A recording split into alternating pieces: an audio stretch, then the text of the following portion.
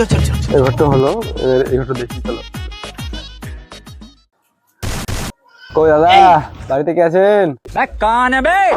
কে বে দুপুরবেলা ঠকঠক করছিস? স্যার বিএলও বলে আমাদের কোনো সম্মান নেই নাকি? কি বলছো তুমি? আপনি কি ভাবছেন আমাদিকে? আমরা বিএলও অফিসার বটে, এসআইআর লেগে ইনকোয়ারি করতে আসছি। ও আমি বুঝতে পারিনি, পাড়ার ছেলেগুলা সবসময় এসে ঠকঠক করে, তো তাই ভাবছিলাম পাড়ার ছেলেগুলা ঠকঠক করছে। ঠিক আছে যাও, আধার কার্ড ভোটার কার্ড কি আছে নিয়ে এসো দেখি। ও আধার কার্ড নিয়ে আসতে হবে, তাহলে দাঁড়ান আমি নিয়ে আসছি। তার মানে কিছু বুঝতে পারলা না, কি বলেন? মালটা কিছু গন্ডগোল আছে, আধার কার্ডের নাম শুনে এমনি করছে। তাহলে মালটা বাংলাদেশে যায়। হতেও পারে। আমার কাছে আধার কার্ডও নাই, ভোটার কার্ডও নাই।